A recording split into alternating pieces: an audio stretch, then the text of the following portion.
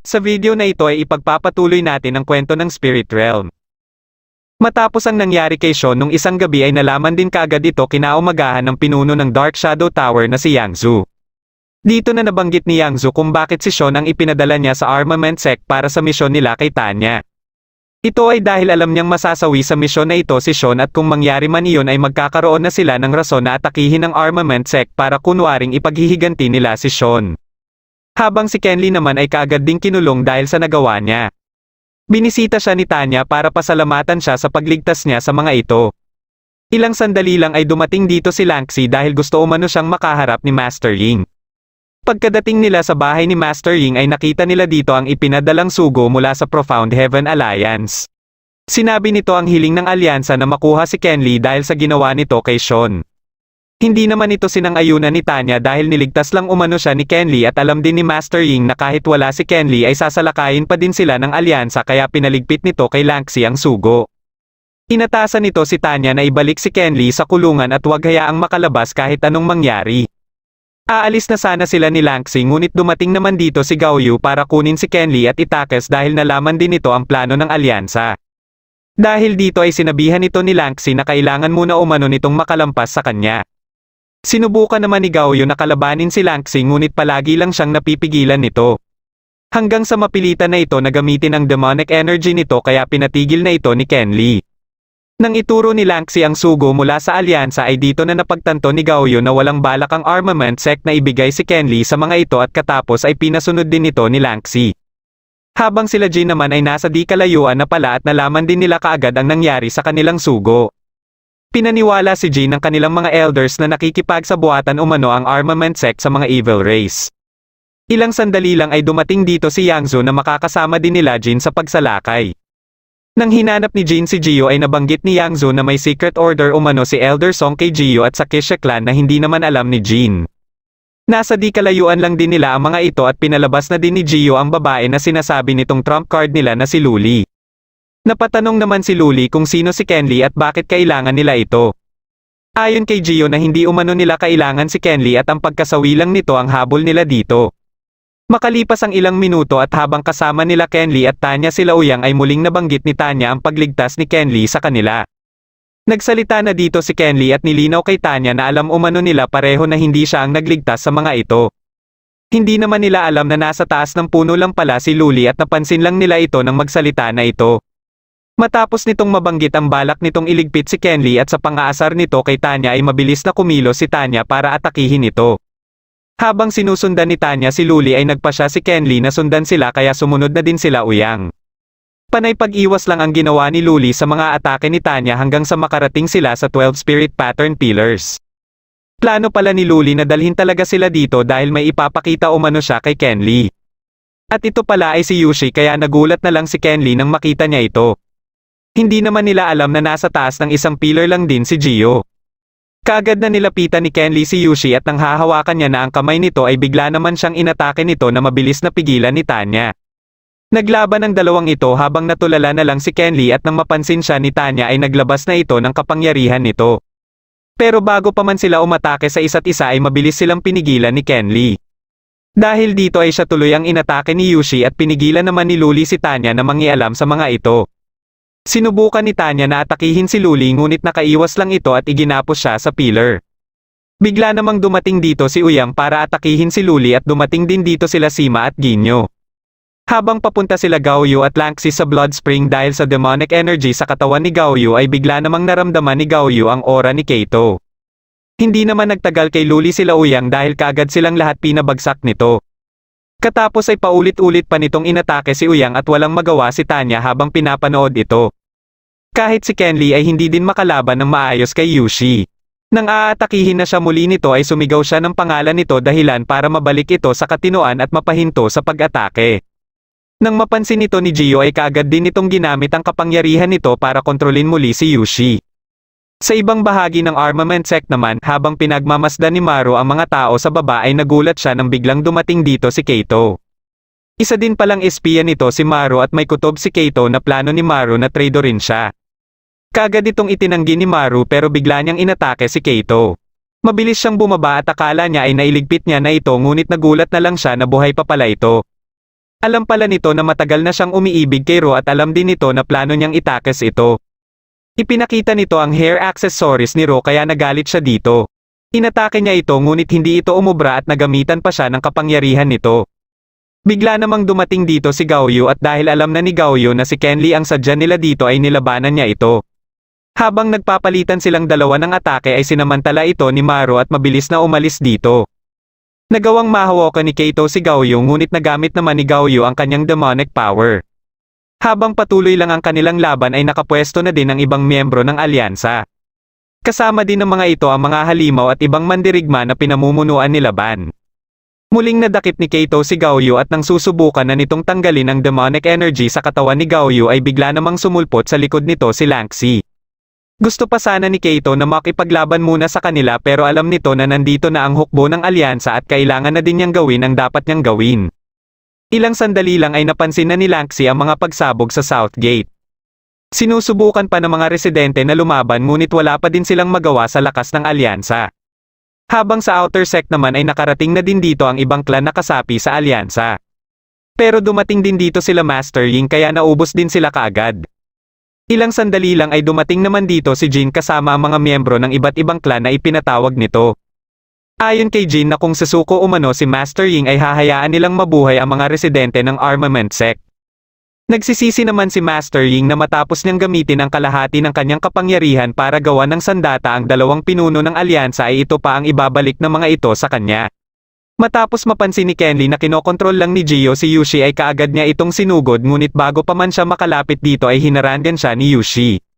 Nang aatakihin na siya nito ay bigla namang dumating dito si Tin at pinatulog muna si Yushi. Ipinakita dito ang mga panahon ilang araw bago salakayin ng Fang Clan ang Ling Clan. Isang araw ay pinuntahan ni Yushi si Kenli para magpasama sana papunta ng Tianlang Mountain. Ito ay dahil hindi ito pinasama ng kanyang ina dahil sa hamog na namuo dito. Balak niya sana na sumunod dito kung mawala na ang hamog ngunit 3 araw na ang nakakalipas simula nang umalis ang mga pumunta dito ay hindi pa din ito nawawala. Ngunit kahit anong pakiusap ni Yushi ay hindi pa din ito mapapayag si Kenli. Nasa isang kuweba naman si Gaoyu at sinusubukan na kontrolin ang demonic power nito. Dumating dito ang lolo ni Kenli na si Kenshan at siya ding nagdala dito sa kanya. Natanong niya ito kung bakit umano kinupkup siya nito kaya sinabi ng lolo ni Kenli na balang araw ay malalaman din niya ang kanilang kapalaran kasama si Kenli at gayon din si Kenli. Kinagabihan ay nagpasya pa din si Yushi na pumunta ng Tianlang Mountain. Habang nasa daan na siya paakyat ng bundok ay hinihintay pala siya ni Kenli dahil alam nito na tutuloy pa din siya at hindi siya nito kayang tiisin. Makalipas ang ilang minuto na paglalakad ay napansin nila na pakapal na ng pakapal ang hamog at dahil dito ay sumakit na din ang ulo ni Yushi. Katapos ay parang may mga nakikita na din ito sa itaas ng bundok. Nang makarating na sila sa itaas ay naisipan ni Yushi na gulatin ang leader ng grupo. Ngunit nang ginawa niya na ito ay siya pala ang magugulat dahil patay na pala ito. Katapos ay nakita niya din dito ang mga salarin at mga katawan ng iba nilang kasamahan.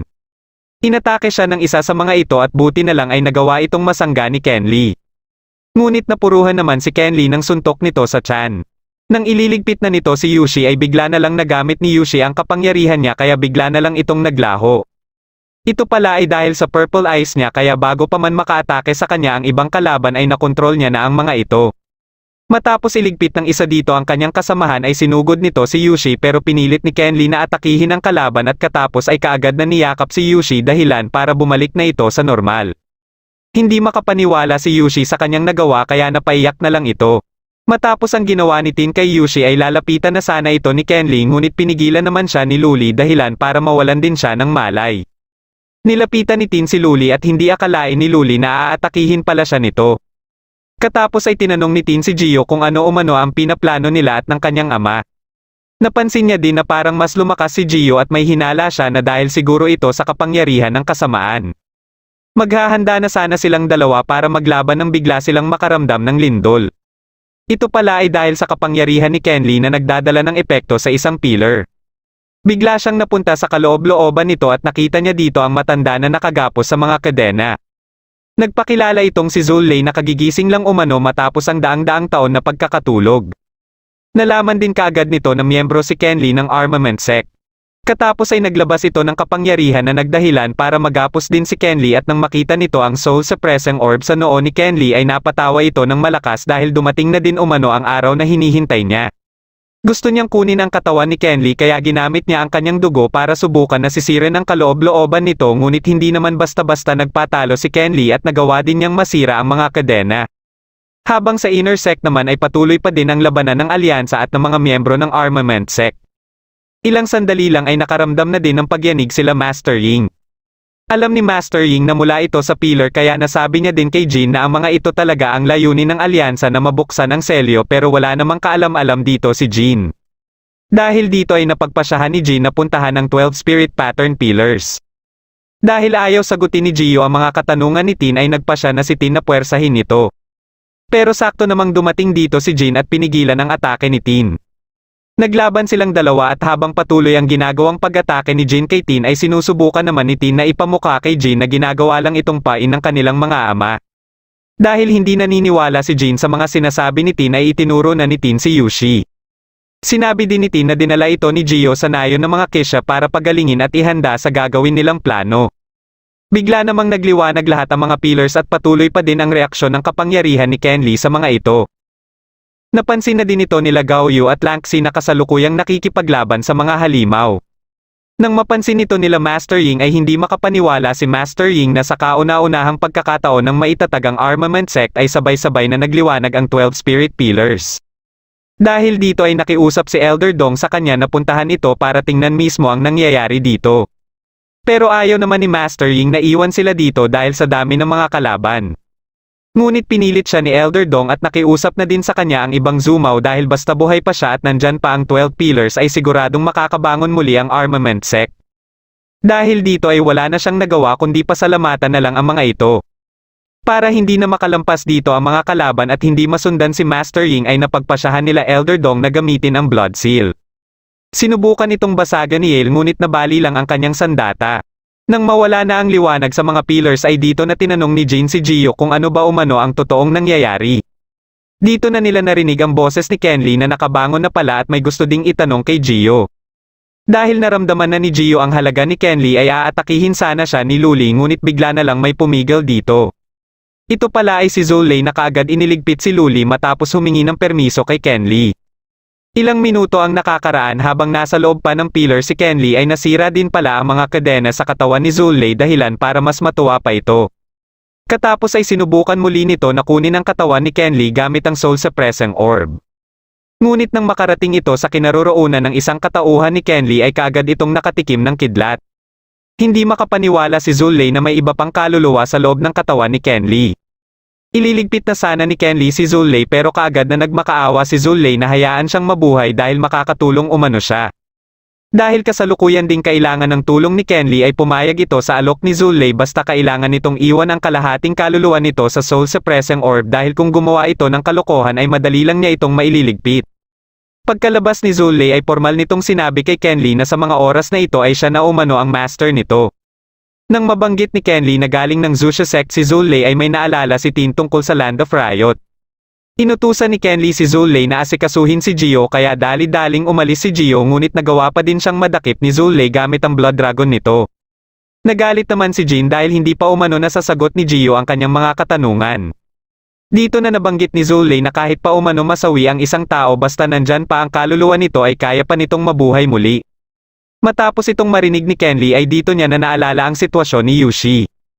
Katapos ay ipinakita na ni Zolei ang kaluluwa ni Gio na nakuha niya na pwedeng sumagot sa mga gustong itanong ni Jin at hindi din umano ito magsisinungaling. Sinimulan ni Gio ang kanyang kwento 3 taon na ang nakakaraan nung marating na ni Elder Song ang sukdulan ng kanyang kapangyarihan at kahit anong gawin niya ay hindi na siya lumalakas. Dito na biglang nagpakita si Kaito at siyang tumulong kay Elder Song. Si Kaito din ang may gawa ng Dark Evil Fog sa Tianlang Mountain para kay Elder Song na natuklasan ng mga taga-Ling Clan kaya ipinaligpit sila. Dito na din na-demonized si Yushi sa kauna-unahang pagkakataon na nakita din ni Kaito. Dito na sinabi ni Kaito kay Elder Song ang naisip niyang plano na gamitin si Yushi para sa pinaplano nila na mabuksan ang selyo sa Nether at matuloy na ang pakikipagtulungan nila sa mga Horned Demon Warriors. Para magtagumpay ito ay kailangan nilang ubusin ang buong angkan ng Ling at gagamitin nila ang Fang Clan. Kaya makalipas lang ang ilang araw ay nakipagkita na si Kaito kay Yushi para hikayatin ito na maghiganti sa Fang Clan. Pero dahil sa ginawa ni Jin kay Yushi ay kinuha niya ang kaluluwa nito para dalhin sa nayon ng Kisha. Katapos ay nakiusap din si Elder Song sa dalawang angkan para naman mapabilis ang pagsakop sa armament sect at makontrol na nila ang mga spirit pillars. Matapos mabuhay muli ni Yushi ay sinubukan nila na palabasin muli ang demonic power nito ngunit bigo sila kaya dito na napasok sa plano si Ken Lee. Kailangan umano na si Yushi mismo ang liligpit kay Ken Lee at sa pamamagitan nito ay malaki ang posibilidad na magiging demon god na si Yushi na kailangan nila para mabuksan na ang selyo. Matapos nilang marinig ang lahat ay nagpa siya si Jin na bumalik ng headquarters para tanungin mismo ang kanyang ama pero pinigilan siya ni Tin dahil siguradong manganganib lang umano ang buhay niya dito. Alam nila na mahihirapan sila na kalabanin ang dalawang pinuno ng Profound Heaven Alliance pero may naiisip naman na paraan si Tanya. Habang namumroblema sila paano sisirain ang Blood Seal ay dumating naman dito sila Yangzu at Kaito. Nilapitan nila ang Blood Seal at nalaman ni Kaito na imposible itong masira mula sa labas pero kaya itong masira mula sa loob. Dito niya na ginamit si Maru na nasa loob din pala at nagpanggap lang na isa sa mga Zumaw. Nang magkaroon na ng kaunting biyak ang Blood Seal ay dito na ginamit ni Yangzu ang mga Shadow Slave para papasukin sa loob at iligpit ang lahat na nandito. Nang sasabihin na ni Tanya ang kanyang plano ay hindi niya ito naituloy dahil napansin ni Zulei na may paparating na malakas at ito pala ay si Elder Song. Nasa di kalayuan naman si Limo at pinagmamasdan ng armament sect. Inutusan nito si Louie na pumunta sa Spirit Pillars para kunin si Ken Lee at may ipinadala din itong 3 sword amulet. Sinugod nila Tin at Jin si Elder Song ngunit bigla na lang silang bumagsak ng sabay. Dahil dito ay naatasan na ni Ken Lee si Zulei para harapin si Elder Song. Naglaban silang dalawa at ilang sandali lang ay dumating na dito si Master Ying. Bigla itong lumuhod sa harap ni Ken Lee para humingi ng suporta na protektahan at maibalik muli ang armament sect. Ngunit nagsidatingan naman dito ang mga kalaban kaya hinarap muna ito nila Ken Lee at Tanya. Dahil sa dami ng mga kalaban ay lumikha si Ken Lee ng mga Thunder Grenade. Nang matatamaan na ng isa sa mga ito si Yushi ay dumating naman dito si Maru para pigilan ito dahil kailangan umano munang masawi si Ken Lee sa harapan mismo ni Yushi. Nang sandaling mawala sa focus si Zulei ay nagawa ni Elder Song na mapuruhan ito. Katapos ay naglabas ito ng demonic power nito at aatakihin na sana sila Ken Lee pero bigla naman itong inatake ni Gao Yu. Nang nilapitan ni Ken Lee si Yushi ay bigla naman itong nagwala dahil sa demonic power sa paligid. Katapos ay bigla nitong inatake si Ken Lee at nang matanggal sa noo ni Ken Lee ang soul suppressing orb ay dito na nagsilutangan ang mga spirit pillars. Naglabas ng matinding kapangyarihan si Ken Lee na nagdahilan para mabalik sa katinoan si Yushi. Dahil din dito ay tuluyan ng nabuksan ang portal ng Netherrealm dahilan para mahulog silang dalawa ni Yushi. Katapos ay dito na din dumating si Louie at nalaman nito na nahulog sa Netherrealm si Ken Lee. Nang magpalabas ng demonic power si Elder Song ay natawa lang si Louie dahil kailangan pa umano nitong gumamit ng evil energy para lang lumakas. Nasa di kalayuan naman sila Yangzu at Kaito na pinapanood ang nangyayari sa baba. Sinubukan nilang lahat na atakihin ng sabay-sabay si Louie ngunit pinigilan silang lahat ng alaga ni Limo. Katapos ay dumating na din dito si Limo para siya na umano mismo ang magkontrol ng sitwasyon. Dahil dito ay nagpa siya nang umalis si Kaito dahil nagpakita na umano si Limo at alam niya na ang mga susunod na mangyayari. Dahil wala pang balak si Elder Song na sumuko ay hinagisa na siya ng Heavenly Sword ni Limo. Kaya dito niya na nalaman ng mga taga Heavenly Sword Mountain sila Limo at dito na siya nagpa siya na sumuko na.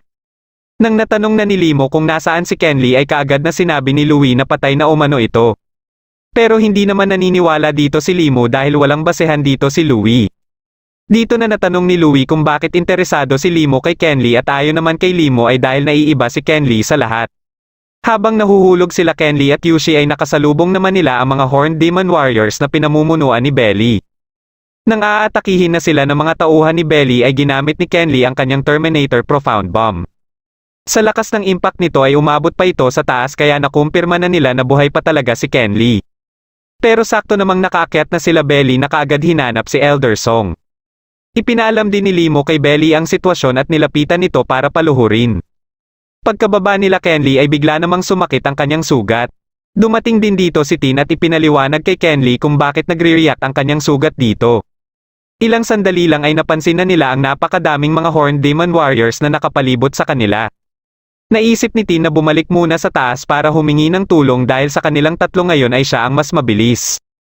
Pagkasugod ng mga Horned Demon Warriors ay kaagad na umalis si Tin kaya sinubukan muna nila Kenly at Yushi na kalabanin ang mga ito. Habang sa taas naman ay hindi pa din gusto ni Belly na sumuko kaya inatake na siya ni Limo at sinundan ng alaga nito kaya hindi na ito nakapalagpa. Walang balak si Limo na ubusin ang buong angkan ng mga demon dahil kailangan pa umano nila ang mga ito. Nagtaka dito sila Elder Song kaya dito na din nabanggit ni Limo na sa lugar nila ay sama-samang nabubuhay dito ang iba't ibang mga nilalang kasama ng mga tao. Pagkadating dito ni Tin ay kaagad itong humingi ng tulong kay Zulay. Bigla namang may umatake kina Yushi at Kenly na hindi nila nailagan sa sobrang bilis nito. Nang ililigpit na nito si Yushi ay pinilit ni Kenly na bumangon kaya nang makita nito ang wooden statue ay kaagad nitong tinanong si Kenly bakit nasa kanya ang bagay na ito. Nang binabawi na ni Kenly ang wooden statue ay dumating dito si Limo at sinabihan ang demon na galing ito kay Kenshan dahil siya ang apo ni Kenshan. Matapos itong marinig ng mga Horned Demons ay kaagad silang lumuhad kay Kenly at humingi ng tawad dahil hindi umano nila alam na apo siya ni Kenshan. Dito na din sinabi ni Limo na dati umanong iniligtas ni Kenshan ang buong angkan ng mga Horned Demons kaya pinuno ang tawag nila kay Kenshan. Ibinigay ni Limo kay Kenly ang Sword Amulet ng Heavenly Sword Mountain at katapos din itong bigyan sila Jin at Tin ay sinabihan sila na pumunta sa Land of Riot sa lalong madaling panahon. Sinunod naman nila ang sinabi ni Limo at kaagad silang bumiyahe. Makalipas ang ilang araw na biyahe ay nakarating na sila sa Land of Riot. Katulad ng sabi ni Limo ay magkakasamang naninirahan dito ang iba't ibang mga nilalang. Binalaan naman ni Tin si Kenly na mag-ingat dito dahil ibang-iba ang lugar na ito kumpara sa Chilon. Kaya napahanga ni Tin si Zulay na may alam ito tungkol sa Land of Riot. Dagdag pa ni Zulay na kung ikukumpara ang buhay dito sa Chilon ay masasabi mong isang paraiso ang Chilon. Meron din ditong 5 major sects at isa sa mga ito ay ang Heavenly Sword Mountain. Bigla namang may nangyaring pagsabog sa pinagdaungan nila at napansin ni Kenly na parang isang ripple flame ang teknik na iyon. Dito niya na naisip si Tanya at hindi nga siya nagkamali dito dahil kasalukuyan itong may nilalabanan na dalawang kalalakihan na gustong umagaw sa space ring nito. Pagkaatake ng isa dito ay biglang dumating dito si Kenly para pigilan ito. Nag-aalala pala si Tanya kay Kenly kaya sumunod ito dito. Pagkasugod ng kalaban ay si Zulay na ang sumangga dito. Mabilis na pinaandar ni Tin ang barko gamit ang 5 spiritual stones para mailayo sa isla ang mga kalaban. Alam ni Zulay na miyembro ng 10,000 Beast Mountain ang mga ito na isa sa 5 major sects at sa pamamagitan nito ay madali nilang maililigpit ang mga ito. Akala nila ay nakalusot na sila sa ginawa nila ngunit nakita ni Tin na may mga nakasunod na sa kanila. Nagpakita din dito si Louie at nang makilala nito si Kenly ay dito na nagsimulang mag-react ang soul suppressing orb sa noo nito. Katapos ay biglang nagpakita dito ang Sacred Corpse kaya kaagad na kumilos sila Louie para makipag-agawan dito. Nandito din ang mga miyembro ng Black Voodoo Cult na gustong harangan sila Louie pero madali lang silang natalo. Ngunit habang naglalaban-laban ang mga ito ay bigla naman silang inatake ng Sacred Corpse. Ilang sandali lang ay dumating naman dito ang mga Soul Realm experts na sila Duan, Talon at Puwei. Pinapanood lang muna nila na naglalaban-laban ang iba dahil kampante si Duan na wala din namang umanong makakapigil sa kanila. Ilang sandali lang ay muling nagliwanag ang Sacred Corpse at hinigop nito ang mga dugo ng mga nasa paligid nito. Nang nahihigop na din dito si Tanya ay mabilis na kumilos si Kenly para iligtas ito. Matagumpay itong naabutan ni Kenly ngunit nang pabalik na sana sila ay nahihigop pa din sila ng Sacred Corpse kaya iniligtas na sila nila Tin. Katapos ay naglabas naman ng flesh-filling tombstone ang Sacred Corpse kaya muli na namang kumilos ang iba't ibang grupo para naman kunin ito. Sumali na dito si Puwei kaya nagpasya na din si Talon na sumali dito. Muli na namang nag-react ang soul suppressing orb ni Kenly at gamit ito ay nahigop nito ang flesh-filling tombstone dahilan para mainis sa kanya si Louie. Mabilis na itinaboy ni Puwei ang iba at katapos ay inatake naman nito si Tin. Ginamit ni Tanya ang kanyang ripple flame na ikinagulat naman ni Talon. Kaya pagkaganti ni Puwei kay Tanya ay sinangga ito ni Talon gamit din ang kanyang ripple flame.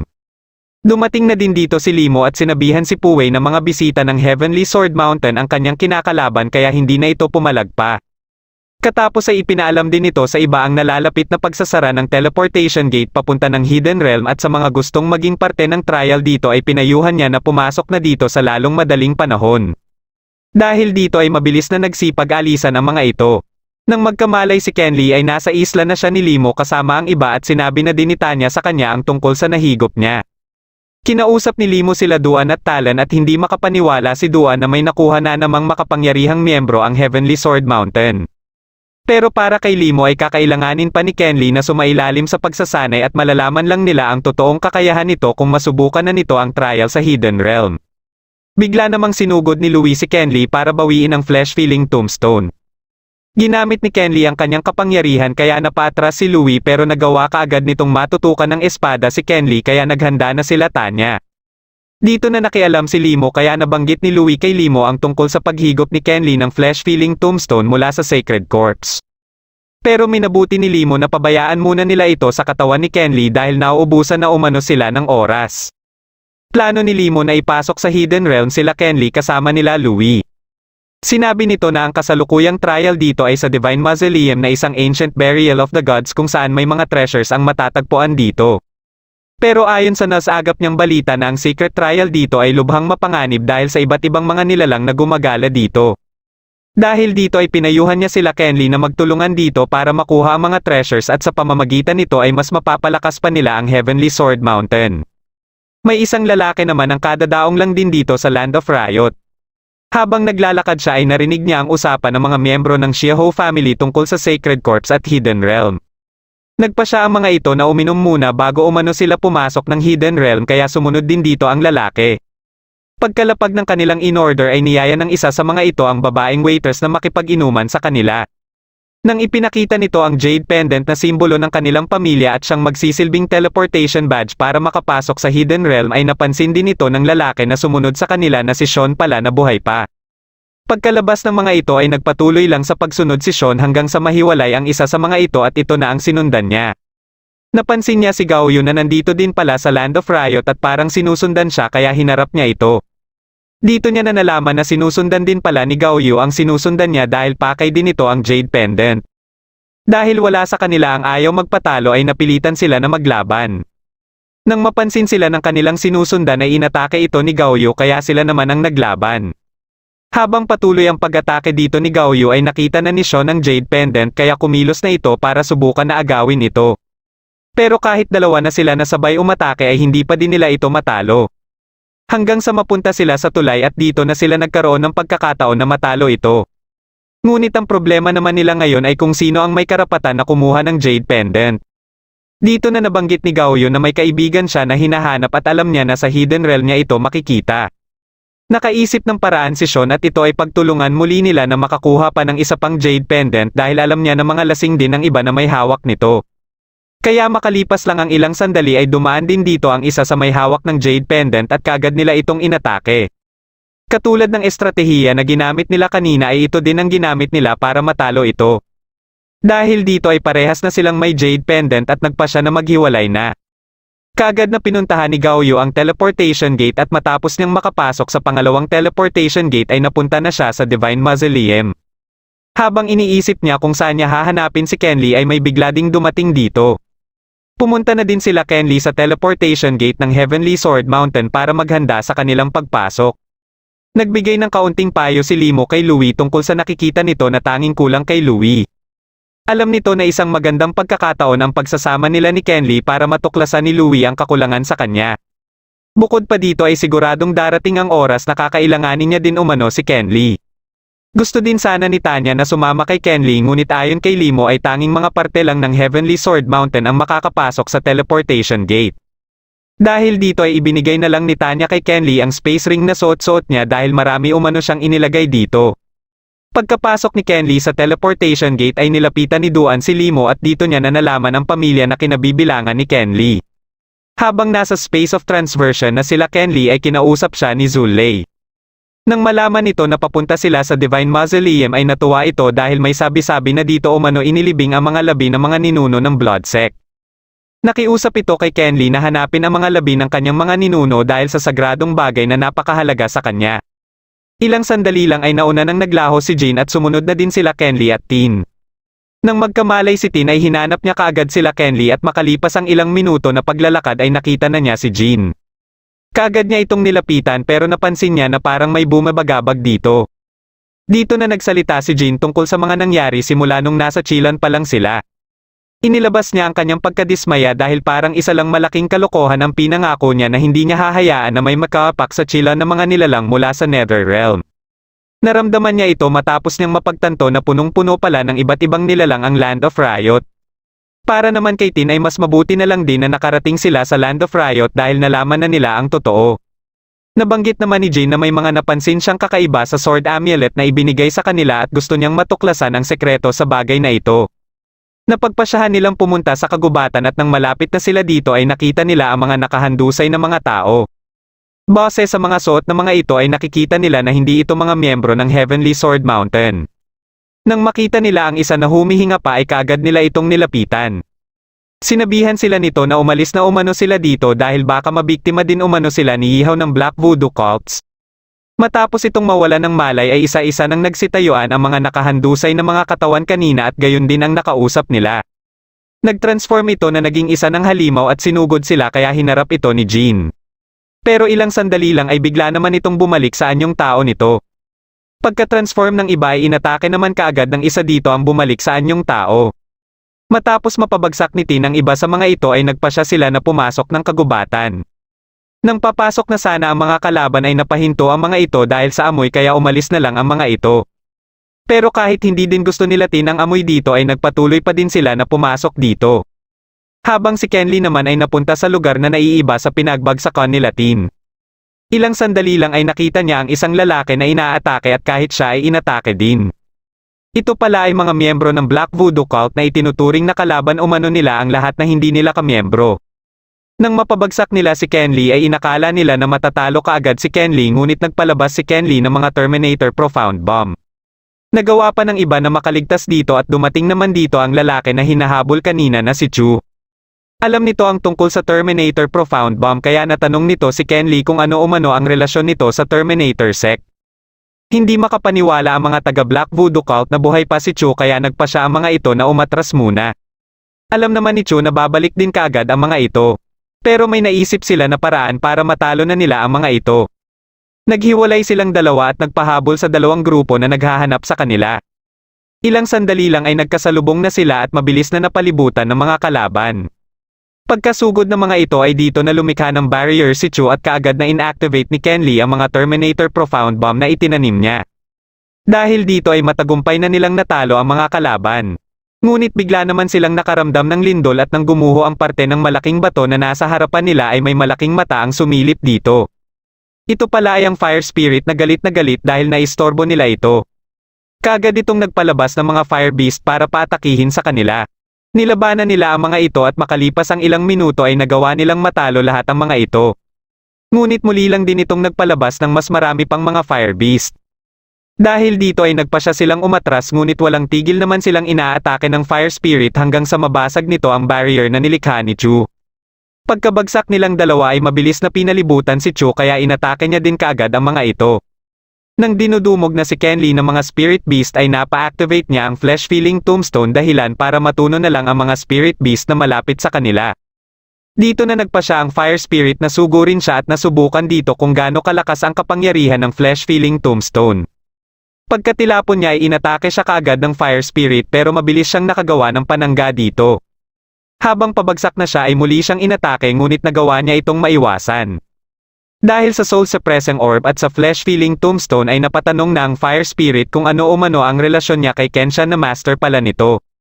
Matapos niyang magpakilala na apo siya ni Kenshan ay dito na din sinabi ng Fire Spirit na matagal na umano siyang hinihintay nito. Hindi nito alam kung nasaan ngayon ang kanyang lolo pero naatasan umano ito na hintayin siya. Dagdag pa nito na siya lang umano ang tanging makakahanap sa kanyang lolo at katapos ay pumasok na ito sa Soul Suppressing Orb. Dahil sa ginawa ni Kenly sa Fire Spirit ay napahanga niya si Chu. Hindi din makapaniwala si Kenly sa mga nangyayari sa kanya at ang alam lang niya ay may kinalaman dito ang kanyang lolo. Dagdag pa nito na kaya din siya nandito ay para hanapin ang kanyang lolo. Napatanong naman si Chu kung anong sect siya nabibilang at nang mabanggit niya ang Heavenly Sword Mountain ay dito na din nabanggit ni Chu na miyembro ito ng Terminator sect at kilala din niya umano si Louie. Nang malaman niya na si Chu lang palang mag-isa ang ipinadala ng Terminator sect para sa trial ay nag-alala naman siya kina Tin at Jean. Ayon kay Chu ay pwede niya naman umanong gamitin ang amulet para kontakin ang mga ito kaya dito lang niya nalaman na magagamit pala ang sword amulet na bigay ni Limo para makausap ang iba na meron din nito. Ipinakita ni Chu sa kanya kung paano ito gamitin at sakto namang gumagamit din ito si Tin kaya nalaman nila na humihingi ito ng tulong. Dahil dito ay mabilis na kumilos si Kenli para puntahan ang kinaroroonan ng mga ito.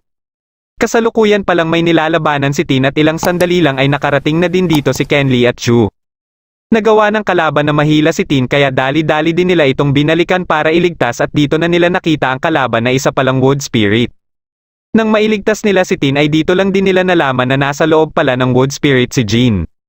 Patuloy nilang nilabanan ang Wood Spirit hanggang sa madakip muli si Tin at nang ililigtas na nila ito ay bigla namang may umatake kay Chu na si Louie pala. Gusto pa din pala nito na makuha kay Kenli ang flesh-filling tombstone kaya habang sinusubukan ni Kenli na iligtas si Tin ay hinarap muna ito ni Chu para pigilan ito. Gagamitin sana ni Kenli ang Terminator Profound Bomb pero nag-alinlangan siya dahil baka madamay sila Tin kaya nagkaroon ng pagkakataon ang Wood Spirit na mapuruhan siya. Dahil dito ay ginamit ni Chu ang kanyang kapangyarihan kay Louie at nang susubukan niya na sana na iligtas sila Kenli ay nagawa pa nila Louie na makaatake sa kanya. Matapos itong masangga ni Chu ay muling umatake sila Louie hanggang sa madakip na din si Chu ng Wood Spirit. Nang inatake muli ng Wood Spirit si Kenli ay dito na muling napa-activate ni Kenli ang flesh-filling tombstone. Mabilis niyang inatake ang Wood Spirit kaya nabitawan nito sila Tin at Chu. Gamit ang pinagsamang kapangyarihan ng kanyang lightning at ng fire spirit ay sinubukan niya na iligtas si Jean pero hindi ito umubra. Nang aatakihin na sila ni Tin ng Wood Spirit ay may bigla na lang nagliwanag kay Kenli. Ito pala ay ang wooden statue na nagdahilan para matanggal sa Wood Spirit ang dark energy kaya ibinalik na nito si Jean. Kilala din pala ng Wood Spirit ang lolo ni Kenli dahil sa utang na loob nito dito. Pero ayon sa Wood Spirit ay ipapaliwanag niya na lang umano ang lahat kung maibalik niya na ang kanyang lakas at pumasok din ito sa Soul Suppressing Orb. Susubukan na sana ni Louie na kunin ang flesh-filling tombstone ngunit mabilis siya tinutukan ni Chu ng Terminator Profound Bomb. Dahil dito ay hindi na nakapalagpas si Louie at hinayaan na lang muna si Kenli. Nang magkamalay si Jean ay dito na naikwento ni Tin ang mga nangyari. Sinimulan ni Tin ang kwento nung magkita sila ni Jean hanggang sa pumasok sila dito sa spiritual forest para takasan ang mga humahabol sa kanila ng mga taga-Divine Weapon Sect. Habang naglalakad na sila dito ay nakaramdam sila na parang may sumusunod sa kanila. Dahil dito ay sinubukan nilang makalabas na kaagad dito ngunit napansin ni Jean na parang nagpapabalik-balik lang sila. Nakumpirma niya ito nang makita niya muli ang marka na inilagay niya sa puno. Ginamit niya ang kanyang sandata at nakumpirma nila na may kakaiba nga sa mga puno. Katapos ay nakita nila ang isang puno na parang isang anyong tao. Dito na naalala ni Tin ang Wood Race na nabasa niya sa sinaunang libro ng Profound Heaven Alliance. Nagpatuloy sila sa paghahanap ng paraan para makalabas dito hanggang sa mapunta sila sa isang ilog. Gusto ni Tin na maglinis muna dito ng katawan at nagpasya naman si Jean na siya muna ang magbabantay. Pero bigla na lang tinulak ni Tin si Jean kaya nauna tuloy ito para maglinis ng katawan. Ilang sandali lang ay kumilos na ang mga puno kaya kaagad na binalikan ni Tin si Jean ngunit nakontrol na ito ng Wood Spirit. Sinubukan ni Tin na iligtas si Jean ngunit hindi siya makalapit dito kaya nang magkamalay si Jean ay sinabihan nito si Tin na gamitin ang Sword Amulet para humingi ng tulong sa iba dahilan para dumating din dito kahit sila Louie. Humingi ng tawad si Jean sa kanilang lahat dahil sa perwisyo na naidulot niya. Katapos ay dito na din nagpakilala si Chu kina Jean at Tin kaya pinasalamatan din ito ni Jean. Ilang sandali lang ay nakita naman nila ang isang miyembro ng Heavenly Sword Mountain na humihingi ng tulong. Kaagad nila itong nilapitan pero bago pa man ito makapagsalita ay may umatake na dito. Dito na nila nakita na inaatake ng ibang mga taga Heavenly Sword Mountain ang kanilang mga kasamahan. Nang mapansin nila ang mga mata ng iba sa mga ito ay naalala nila Tin na parang kapareho ito ng mga humahabol sa kanila kanina. Ilang sandali lang ay umatake na din sa kanila ang mga ito kaya napilitan na silang lumaban. Napansin naman ni Jean na nakakakita na siya ng evil energy sa mga umaatake sa kanila at dagdag pa niya na simula nang magkamalay siya ay parang nag-iba na din ang tingin niya sa kapaligiran. Ginamit ni Kenli ang kapangyarihan ng fire spirit at ng kanyang lightning para atakihin ang mga kalaban. Katapos ay nakita niya si Louie na nasaniban din pala kagaya ng iba. Inatake siya nito ng sunod-sunod kaya lumikha na lang muna siya ng barrier at tinulungan na din siya ni Chu. Habang nilalabanan nila Jean ang iba ay nakakakita sila ng mga insekto na naglalaglagan sa mga ito na bigla na lang ding sumabog. Matapos mabasag ang barrier nila Kenli at Chu ay mabilis na inatake ni Kenli si Louie dahilan para sandaling maapektuhan ang cursed. Kaagad na nakiusap si Louie na iligpit na umano siya pero tuluyan na din siyang naging halimaw. Inatake nito ang mga nasa baba at matapos ang ilang segundo ay tanging sila Kenli na lang ang natira. Sinubukan ni Kenli na sugurin si Louie ngunit kaagad siyang inatake kaya tinulungan siya ni Chu. Nang mahawakan ni Tin si Louie ay ginamit ni Kenly ang flesh-filling tombstone ngunit nakawala din kaagad si Louie at nag-transform bilang isang malaking espada. Pagka-atake nito ay pinigilan nito ni Chu at nang makumpleto na ni Kenly ang kanyang atake ay pinunterian nito kaagad si Louie. Dahil dito ay nabalik na sa katinoan si Louie na hindi makapaniwala sa kanyang mga nakikita dahil sa kanyang nagawa. Magpapatiwakal na sana ito kaya kaagad itong pinigilan ni Kenly. Sinabi ni Kenly na dahil kay Limo ay hindi niya umanong hahayaan na gawin ni Louie ang kanyang binabalak. Dagdag pa nito na hindi din sapat na kabayaran sa mga ginawa niya sa kanyang mga kasamahan ang pagkitil niya sa kanyang buhay. Muling inalala ni Louie ang araw nang ipakiusap siya ng kanyang lola na si Elder Lunan kay Limo na maging estudyante nito. Ngunit tinanggihan ito ni Limo dahil isa lang umano siyang karaniwang estudyante at baka mapahamak lang siya. Dahil sa sama ng kanyang loob sa mga sinabi ni Limo ay ibinuhos niya ang kanyang galit sa kanyang kaduelo. Nakita ni Limo ang galing niya sa paghawak ng espada ngunit bigo pa din siya na mapapayag ito. Makalipas ang ilang taon, matapos niyang matalo ang isang level 4 spirit beast ay ipinaalam sa kanya ng kanyang lola ang tungkol sa Divine Mausoleum at ang plano ng mga ito na ipadala siya dito kasama ng iba. Dito niya na din unang narinig ang pangalan ni Kenly na makakasama din umano nila pagpunta nila ng Divine Mausoleum. Nakiusap si Kenly kay Chu na tulungan siya na mailibing ng maayos ang mga nasawi. Ilang sandali lang ay nagpasya na din si Louie na tumulong sa kanila. Nang matapos na sila ay dito na sinabi ni Jane ang kanyang nararamdaman na presensya sa loob ng katawan ni Louie. Pero kasalukuyan pa itong paralisado dahil sa ginawang atake ni Kenly. Biglang naalala ni Chu ang paraan kung paano matatanggal ng tuluyan ng cursed worm sa katawan ng apektadong tao. Nabanggit niya ang mother worm na ayon kay Louie ay ito si Yihaw ng Black Voodoo Cult. Dahil dito ay nagpasya si Kenly na kailangan nilang hanapin ito para tuluyan ng matanggal ang cursed worm kay Louie. Buo naman ang suporta ni Chu sa pinaplano ni Kenly dahil matagal na din umano niyang gustong turuan ng leksyon ang mga ito. Habang sa Snow Mountain naman ay may isang babae ang gusto na ding makita si Kenly sa lalong madaling panahon.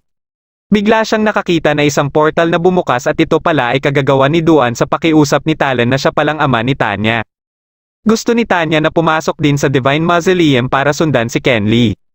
Balak din sana ni Talon na samahan si Tanya ngunit dahil sa taglay niyang kapangyarihan ay bawal siyang makapasok dito. Pagkaalis ni Duan ay inilabas ni Tanya ang isa niyang kagamitan para makumpirma kung nandito nga si Kenly. Nang makumpirma niya na ito ay binigyan niya ng isang bagay si Talon na may spiritual energy niya na magagamit nito para matuntun siya. Pagkapasok ni Tanya ay nagsara na din ang portal na ginawa ni Duan. Nang mag-uumpisa na sana siya sa paglalakad ay tinanong naman siya ng babae na naghahanap din kay Kenly kung kaibigan niya ba umano si Kenly. Sinagot niya naman ito kaagad habang papalapit sa babae ngunit may patibong pala ito na nakahanda. Makalipas ang ilang oras ay nalaman ni Yihaw na nasira ang worm formation na nilagay niya kaya kaagad niyang pinadala dito ang kanyang mga alagad. Ito pala ay kagagawan nila Kenly at ilang sandali lang ay nakarating na dito ang mga alagad ni Yihaw. Sa sobrang dami ng mga ito ay mabilis silang napalibutan at may iba na din na nag-transform na. Pero dahil kina Jin at Tin ay kaagad din nilang naubos ang mga ito. Mabilis na kumilos si Louie para puntahan na si Yihaw kaya sinundan din ito kaagad nila Kenly. Nang makarating na sila sa kinaroroonan ni Yihaw ay naramdaman din kaagad nito ang presensya ni Louie. Pagka-atake nito ay mabilis namang kumilos si Kenly para pigilan ito. Katapos ay sinundan ito kaagad ni Louie ngunit nasanggalang ito ng halimaw. Pagkasugod nito ay nagawa itong mahati ni Louie ngunit nag-transform naman ito sa maraming ahas at inatake si Louie. Nang muling sumampong ang cursed worm sa katawan nito ay kaagad itong pinunteriya ni Kenly ng kanyang lightning dahilan para muling maparalisa ang cursed worm. Pagkadating dito ng iba pang mga alagad ni Yihaw ay kaagad niya itong pinalusob kay Louie kaya dali-dali ding lumikha si Kenly ng flame barrier para pigilan ang mga ito. Hindi makapaniwala sila Tin na tuwang-tuwa lang si Yihaw habang nakikita nito ang kanyang mga alagad na nasusunog. Nang pinasabog nito ang iba ay dito na nasira ang barrier kaya mabilis silang umalis. Ginamit ni Kenly kay Yihaw ang pinagsanib na atake niya ngunit nakaiwas lang ito. Pagka-atake nito sa kanila ay mabilis na lumikha ng barrier sila Tin at Chu. Ngunit may ilan-ilan pa din na nakapasok sa kanilang barrier kaya nanghina sila pareho. Pagka-atake ng mga kalaban sa kanila ay mabilis itong sinangga ni Kenly. Patuloy nilang nilabanan ang mga alagad ni Yihaw hanggang sa magpasya na si Kenly na direktang atakihin si Yihaw. Nagawa niya itong mapuruhan ng kanyang sipa at nang sinundan niya ito ng isa pang atake ay sinangga na ito ng babae. Pagkabangon ni Yihaw ay naglabas ito ng halimaw at nagawa nitong mapabagsak si Kenly. Pagka-atake nito muli ay nagawa itong mapigilan ni Chu. Muli itong umatake at habang pinipigilan ito ni Chu ay sinugod din sila ng ibang kalaban. Ginamit ni Jin sa mga ito ang kanyang sandata hanggang sa matamaan din ito si Yihaw kaya nakawala sila Chu. Pinilit ni Tin na makatayo at ginamit niya ang kanyang illusory form kay Yihaw. Dahil dito ay mabilis nilang sinugod si Yihaw ngunit sinumpong na naman si Louie kaya napigilan siya ng kalaban. Ngunit nalabanan niya ito at gamit ang anyo niya bilang espada ay inatake niya si Yihaw na sinundan din kaagad ni Ken Lee. Nagawa nilang mapuruhan si Yihaw at matapos itong maparalisa mula sa atake ni Ken Lee ay sinundan ito ni Ken Lee ng kanyang Heavenly Thunder Eradication. Dahil dito ay unti-unti nang nararamdaman nila Louie ang pagbabalik ng kanilang spiritual energy. Katapos ay nilapitan ni Louie si Yihaw at nang ililigpit niya na ito ay napigilan siya ng alaga nitong halimaw. Kinuha nito si Yihaw sabay nagpalabas din ito ng cursed worms dahilan para mahiwalay ang tatlo kina Ken Lee at Jin. Mabilis naman silang kumilos para sundan ang mga ito na patungo sa Snow Mountain. Nang makalabas sila ng kagubatan ay nakakita sila ng labanan. Nakita nila si Gaoyu na ipinagtaka ni Ken Lee bakit ito naririto at sa di kalayuan nito ay nakita naman nila si Sean. Wala silang tigil na inaatake ng kanilang mga kalaban at nang lumipat si Gaoyu papunta kay Sean ay may bigla namang umatake sa kanila ng napakalakas na kagagawan na ng pinuno na kilala nilang Arrow God. Umatake ito muli pero nakaligtas din sila muli kaya dito na napagtanto ng Arrow God na hindi sila basta-basta. Dahil dito ay muling naghanda ang mga kalaban para paulanan uli sila ng mga bala ng pana ngunit bago pa man nila ito magawa ay bigla naman silang pinasabugan gamit ang Terminator Profound Bomb na kagagawa naman ni Ken Lee. Nang nilapitan ni Ken Lee sila Gaoyu ay dito na sila pinaulanan kaya kumilos na din si Jin para sanggain ang mga ito. Pagkaatake ng Arrow God ay si Ken Lee na ang sumangga dito at tinulungan din siya ni Gaoyu. Muli silang pinaulanan kaya naisip ni Ken Lee na umatras muna sila. Gamit ang mga Terminator Profound Bomb ay matagumpay silang nakaalis dito. Nang makalayo-layo na sila ay dito na naikwento ni Gaoyu ang lahat kay Ken Lee simula nang makakuha sila ni Sean ng Jade Pendant hanggang sa makapasok na siya dito at muli na naman silang nagkita ni Sean. Dahil parehas silang papunta sa Snow Mountain ay dito na sila nagsama. Hanggang sa mapadaan sila sa mga nakalaban nila kanina kaya doon na sila inatake. Nilapitan nila ang gate na mahigpit na binabantayan ng mga nakalaban nila. Base sa kanilang mga nakikita ay may hinala si Gaoyu na hindi mga kalahok ang mga ito sa trial at parang matagal na silang naninirahan dito. Ayon naman kay Sean na sila ang tinatawag ng mga Eastern Barbarians at katulad sa kanila ay may pakay din ang mga ito sa Divine Mausoleum. Dahil wala na silang makitang daan para makarating sa Snow Mountain ay wala silang magagawa kundi pilitin na makadaan dito. May naisip naman na paraan si Gaoyu para makapasok sila nang hindi sila nahahalata. Ilang sandali lang at nang kumapal na ang hamog sa lugar ay dito na sila nagsimulang pumasok. Matagumpay silang nakapasok at nang makita nila ang mga karuwahe na may sakay na mga kahoy ay naisip nilang sumakay dito. Dahil mas naging alerto pa ang mga bantay dahil sa hamog ay gumawa ng paraan si Sean para makasakay na sila ng karuwahe. Pagkaalis ng karuwahe na nasakyan nila ay bigla namang may narinig na boses si Ken Lee na humihingi ng tulong. Ilang sandali lang ay nakarating na sila sa isang lawa kung saan may isinasagawang parang ritual dito. Muli na namang narinig ni Ken Lee ang boses na humihingi ng tulong sa kanya na siya lang ang nakakarinig. Nararamdaman niya na din na malapit lang sila dito at may kutob siya na posibleng nasa lawa ito. May hinala naman si Jin na posibleng kapareho ito ng Fire Spirit at ng Wood Spirit. Pagkaalis ng mga bantay ng karuwahe para tumulong sa lawa ay mabilis silang lumabas para lumapit din sa lawa. Nakita nila dito na hinihigop ng magic circle na nasa itaas ang tubig sa lawa at ilang sandali lang ay nakita na nila ang Thunder Spirit na siya palang gustong madakip ng mga barbarians. Sinusubukan ng Thunder Spirit na umatake ngunit may nakahanda ang mga barbarians na pangutra dito. Nang mahila na ito mula sa tubig ay muling narinig ni Ken Lee ang boses ng Thunder Spirit at sa pagkakataon na ito ay nagulat si Ken Lee dahil alam nito na apo siya ni Kenshan. Kaya natanong niya ito paano nito nalaman na apo siya ni Kenshan at ayon naman sa Thunder Spirit ay dahil sa dugo umano na dumadaloy sa kanya. Dagdag pa nito na naatasan din umano ito ni Kenshan na hintayin siya. Dahil nakumpirma na ni Ken Lee na kapareho din ito sa Fire at Wood Spirit ay nagpasya siya na iligtas ito. Muling sinubukan ng Thunder Spirit na umatake ngunit nahihigop lang ito ng mga wooden structure na nakapalibot sa kanya. Katapos ay sinubukan din nito na kumawala sa mga tali pero napahinto naman ito ng isa sa malakas na miyembro ng mga barbarians na mabilis nagutos sa iba na maghanda ng mga bagong wooden structures. Dito na sinamantala nila Ken Lee ang pagkakataon at inatake ang mga barbarians na naghahanda sa mga wooden structures. Dahil natatagalan na ang mga nautusan ay sinundan na ang mga ito at dito lang nila nalaman na wala na itong mga malay. Ginamit naman ni Kenly ang kanyang mga Terminator Profound Bomb kaya nagtawag na ng tulong ang mga Barbarians. Naglaban sila Kenly at ng isa sa malakas na miyembro ng Barbarians habang sila Jin naman ay sinira ang mga wooden structures. Dahil dito ay nawala na din ang magic circle kaya bumagsak din muli ang mga tubig ng lawa na nahigop kanina. Matapos masangga ni Kenly ang atake ng kanyang kalaban ay dito na din pumasok sa kanya ang Thunder Spirit. Katapos ay inatake siya muli ng kanyang kalaban at may isa pang malakas na barbarian ang umatake din sa kanya pero hindi ito umubra sa kanya. Ginamit niya ang Rapid Heavenly Thunder kaya marami siyang napabagsak. Plano na sana nilang umalis na dito ngunit dumating naman dito ang Arrow God at ibang mga barbarians. Habang pinapaulanan sila ng mga bala ng pana ay inatake din sila nito. Nang iniiwasan na nila ito ay sumampong naman ang pinsala ni Kenly kaya mabilis na kumilos sila Jin at nang matatamaan na si Kenly ay sinangga ito ni Gao Yu. Isa pala itong chained arrow kaya nahila nito si Gao Yu pero nagawa pa ni Gao Yu na makaatake.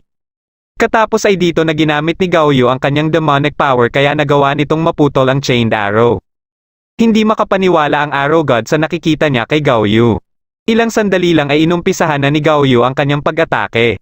Dahil sa lakas ng kanyang demonic power ay tumitilapon lang ang mga kalaban. Dito na nagpa siya ang Arrow God na gamitin ang Arrow of Demon Seal. Pagka-atake nito ay matagumpay nitong napuruhan si Gao Yu dahilan para magapos si Gao Yu. Gusto ni Kenly na tulungan sana si Gao Yu ngunit dahil sa dami ng spiritual energy na nawala sa kanya ay bumagsak lang siya muli. Nang sinubukan naman ni Sean na iligtas si Gao Yu ay pinaulan na naman siya ng mga bala ng pana. Plano ng mga barbarians na kunin naman ang demonic power ni Gao Yu bilang kapalit sa Thunder Spirit at ito ang dadalhin nila sa mismong Divine Mausoleum para naman kunin ang Holy Skull ng dating Arrow God. Habang paalis na sila dito ay patuloy pa din ang iba sa pag-atake kina Kenly. Kahit anong kagustuhan ni Kenly na iligtas si Gao Yu ay wala siyang magawa dahil sa sitwasyon niya kaya sinasabihan na lang siya ni Sean na walang silbi. May inilabas si Jin na replenishment potion na makakapagpabalik kahit papano ng nawalang spiritual powers ni Kenly. Ngunit makalipas ang ilang minuto ay hindi pa din bumubuti ang kalagayan ni Kenly. Ilang sandali lang ay biglang nagliwanag ang soul suppressing orb at lumabas ang flesh-filling tombstone. Katapos ay bumukas ito at nagsilabasan naman ang tatlong spirits. Kinuha ng wood spirit si Kenly at nang mahawakan din siya ng fire at thunder spirit ay nakausap niya ang mga ito. Balak ng mga ito na ibalik ang nawalang spiritual powers niya at katapos ay tinanong din siya kung ano-umano ang kahilingan niya. Matapos niyang sabihin na gusto lang niyang mailigtas ang kanyang mga kaibigan ay dito na nagsibalikan sa soul suppressing orb ang mga spirits at nagising na din siya. Katapos ay kaagad nilang sinundan ang mga barbarians sa Snow Mountain. Pagkadating nila dito ay bumungad sa kanila ang mga barbarians na naninigas na sa yelo. Dahil dito ay muling naalala ni Sean ang nangyari kay Yirong at sa isa niyang braso. Katapos ay sinabihan niya si Kenly na kung dumating man sa oras na pakiramdam na nito na wala na itong silbi ay dapat nitong tandaan na may isa pa itong katauhan na daang beses ang lakas kumpara sa kanya. Nagpatuloy sila sa paglalakad at may hinala sila na kagagawa nito ng Ice Spirit. Ilang sandali lang ay nakarinig sila na parang may nagaganap na laban sa unahan. Kaagad nila itong pinuntahan at nakita nila na naglalaban ang Arrow God at ng babae na gustong makita si Kenly. Katapos ay nakita din nila sa likod ng babaeng ito si Gao Yu na nakakulong. Matapos ang ginawang pag-atake ng babae sa Arrow God ay naparalisa na ang isang kamay ng Arrow God. Pero ginamit ng Arrow God ang kanyang bibig at pinunterya ang babae ngunit iniba nito ang direksyon para matamaan ang Snow Mountain. Dahil dito ay kumilos na si Kenly para puntahan si Gao Yu at hindi naman nakalain ng Arrow God na buhay pa ang babae. Matapos nitong makita si Kenly ay niligpit na nito ang Arrow God kaya bago pa makalapit si Kenly kay Gao Yu ay nakaatake pa ito kay Kenly. Nang gagamitin na ni Kenly ang kapangyarihan ng Fire Spirit ay naramdaman ito ng babae pero ayon dito na sayang lang dahil hindi niya umano nagagamit ng buo ang kapangyarihan ng Fire Spirit dahil mahina siya. Nagpakilala ang babaeng ito bilang Ice Spirit at hindi kagaya ng ibang spirits ay gusto nitong masubukan muna kung karapat-dapat ba umanong pagsilbihan si Kenly kagaya ng kanyang lolo. Nabanggit din ito ang cursed worm na may mga dala umanong mga bihag at kasalukuyang nasa tuktok ang mga ito ng Snow Mountain. Katapos ay umalis na ito dito at sa tuktok ng Snow Mountain na lang umano sila magkita-kita kung gusto pa ni Kenly na iligtas ang kanyang mga kaibigan. Kaagad din silang lumakad ngunit dahil sa sobrang lamig ay hindi na ito nakayanan ni Jin.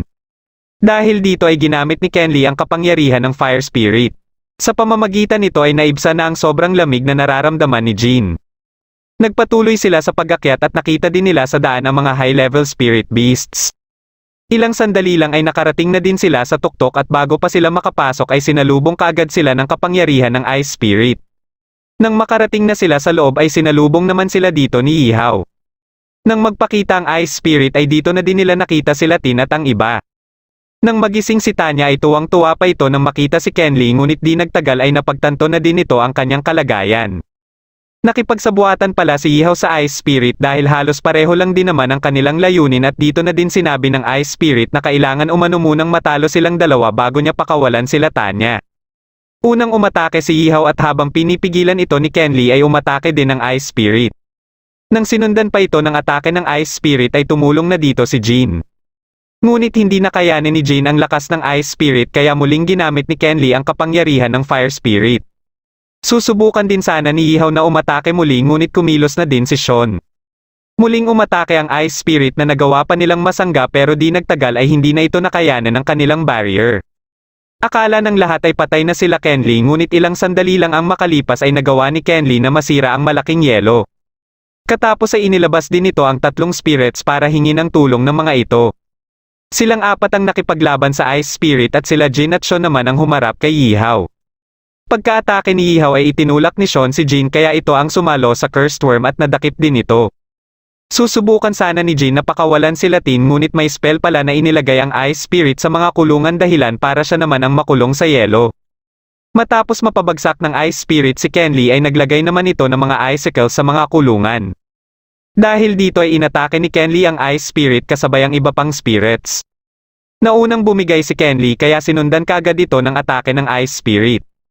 Pero sinangga ito ng mga spirits kaya inatake sila ng Ice Spirit ng isa sa pinakamalakas nitong atake. Nang mapupuno na si Kenly ng yelo ay biglang nagliwanag muli ang kanyang soul suppressing orb kaya muling naibalik ang lakas ng ibang spirits.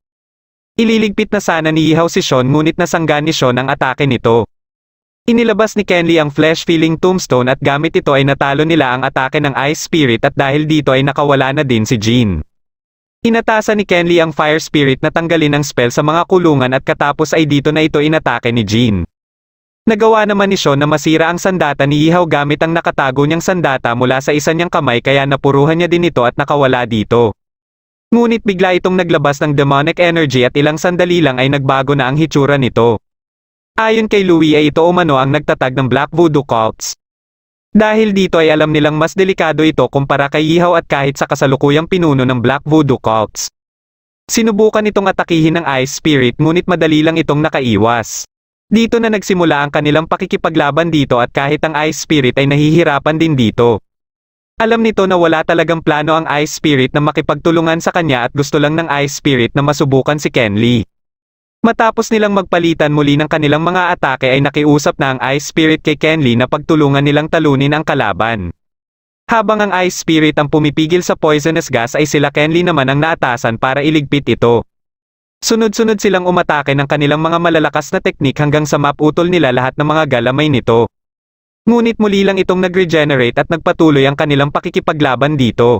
Naglabas ito ng tunog na sobrang sakit sa tenga at naging dahilan para gumuho ang kinatatayuan nila. Dahil dito ay napasok sila sa loob na mismo ng Divine Mausoleum. Nakita nila dito ang mga treasures at maraming kabaong. Habang nililibot nila ang buong paligid ay may kakaibang naramdaman si Kenly. Sinundan niya ito at kasabay ng kakaiba na nangyayari sa kanyang palad ay may nakita din siyang isang tao. Mabilis niya itong pinuntahan at nakita niya ang taong ito na nakasilid sa isa ding kabaong. Nang aatakihin na sana siya ng kalaban ay mabilis siyang iniligtas nila Louie at Sean at ang mga ito muna ang nakipaglaban. Nalaman na lang nila na wala na palang malay si Kenly pero ilang sandali lang at dahil sa pagpupumilit nilang gisingin ito ay nagkamalay din ito. Ayon kay Chu ay dahil umano ito sa natutunan na ni Kenly ang isang forbidden technique. Dagdag pa nito ay isa sa mga ninuno ng blood sect ang nilapitan ni Kenly. Nang madakip ng kalaban ng Ice Spirit ay kaagad din itong iniligtas ni Kenly. Dito na nagpa siya ang kalaban na mag-self-destruct kaya mabilis na inilabas ni Kenly ang mga spirits. Plano ni Kenly na maiselyo ito para mapigilan ang pinaplano nito. Sinubukan ito ng mga spirits pero nahihirapan sila dito. Sinamahan ni Kenly ang mga spirits pero bago pa sila makaatake ay naitaboy sila ng kalaban. Iminungkahi ng mga spirits kay Kenly na gamitin ang flesh-filling tombstone. Nang inilabas niya ito ay kaagad niya ding nahigop ang mga treasures. Matapos makita ng Ice Spirit na kaya din niyang gamitin ang flesh-filling tombstone ay nagpasya na din ito na pumasok sa kanyang soul-suppressing orb. Pagkasabog ng kalaban ay mabilis na lumika si Kenli ng barrier para maprotektahan silang lahat. Dahil sa sobrang lakas ng pagsabog ay tuluyan ng gumuho ang Hidden Realm. Nang malaman ni Elder Lunan ang nangyari sa Hidden Realm ay bumuo ito kaagad ng grupo para hanapin si Louie. Nakarating din ang balitang ito sa kasalukuyang pinuno ng Blood Sect na si Zuji. Bumagsak naman sila Kenli sa isang isla ng Land of Riot na tinatawag na Flaming Sun Island. Pagkabangon ni Kenli ay lumabas mula sa soul-suppressing orb ang mga treasures na nahigop niya. Kasama din sa mga ito ang labi ng founder ng Blood Sect na gustong ipahanap ni Zulay kaya malaki ang pasasalamat nito kay Kenli. Ilang sandali lang ay nagsidatingan na ang mga iba't ibang grupo para magpaunahan na makuha ang mga treasures.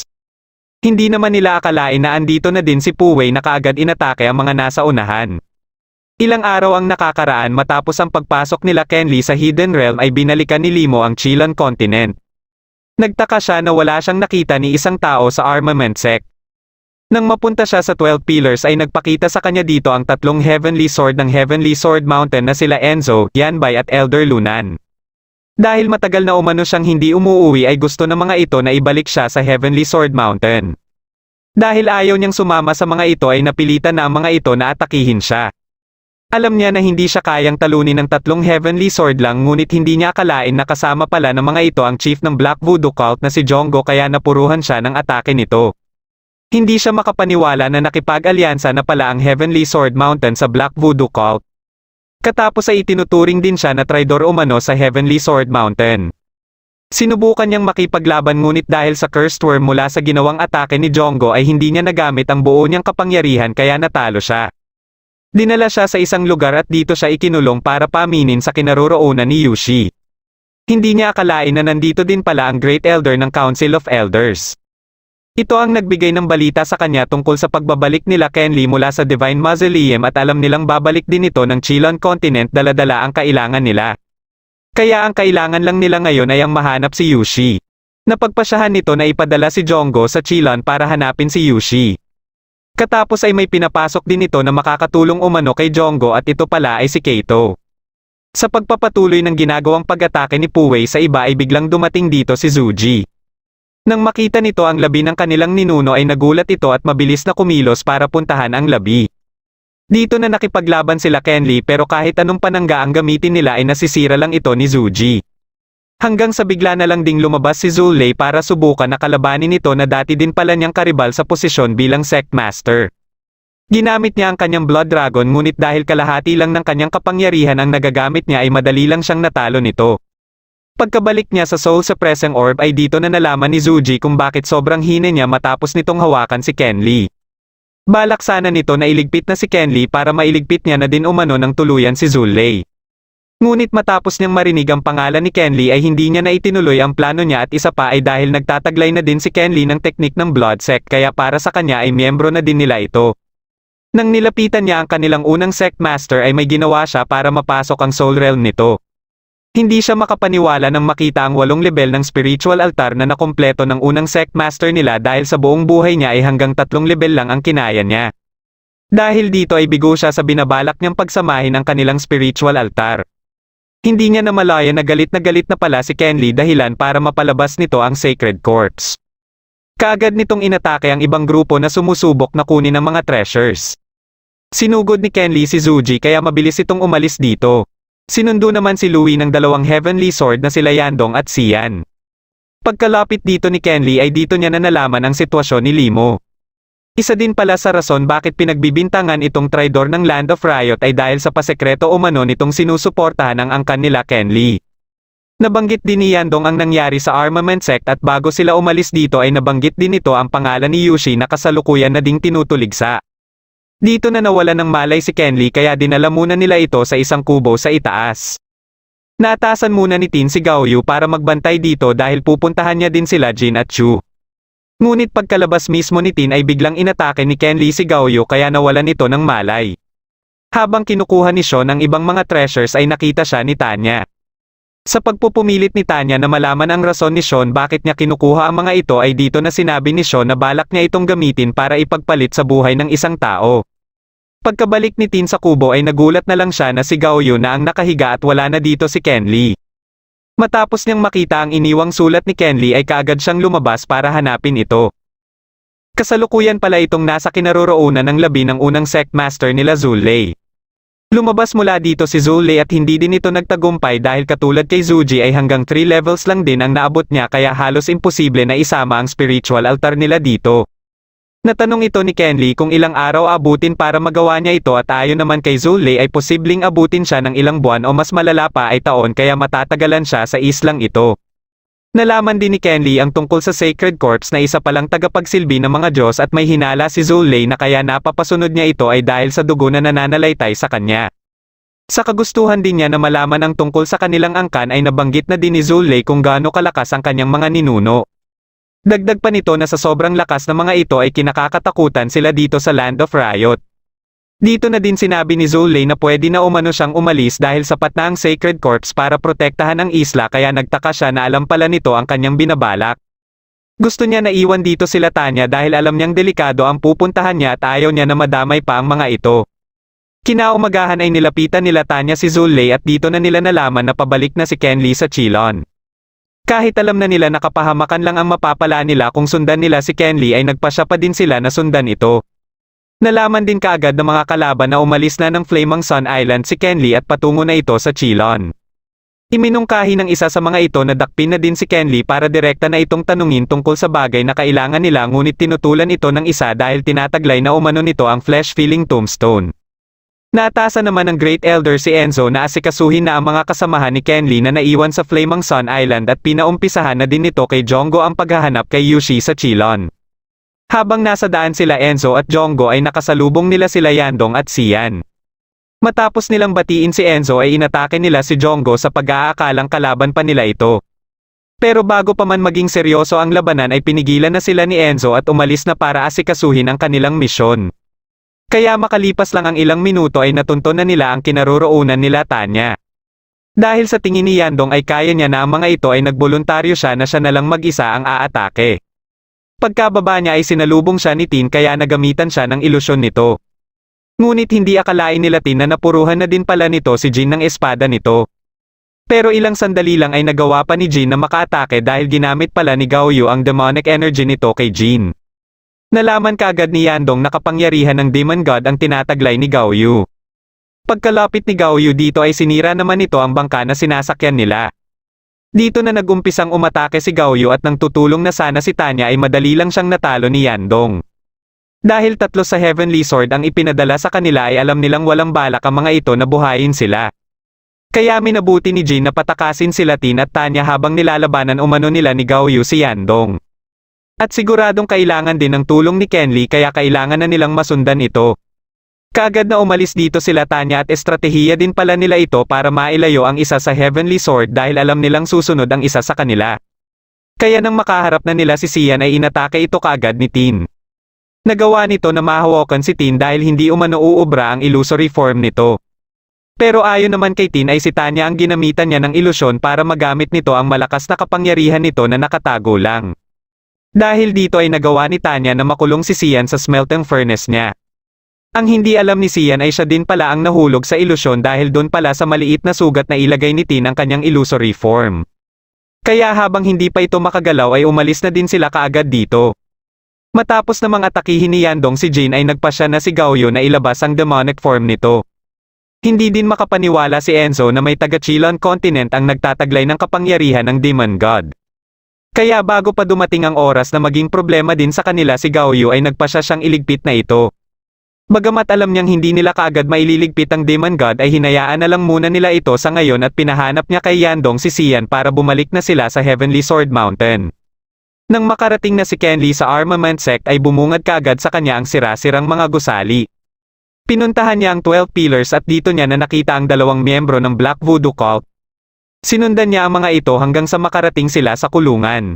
Pagkaalis ng mga ito kasama na si Jongo ay pinasok niya ang kulungan na pinanggalingan ng mga ito at dito niya na nakita si Master Ying. Ilang sandali lang ay dumating din kaagad dito ang mga kalaban kaya niligpit niya ang mga ito.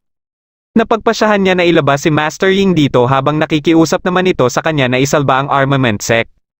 Nang makaharap ni Louis ang kanyang lola ay napag-usapan muna nila ang mga nangyari sa Divine Mausoleum. Katapos ay dito na natanong ni Louis ang tungkol kay Limo na ikinagulat naman ng kanyang lola dahil nalaman niya ito kaagad.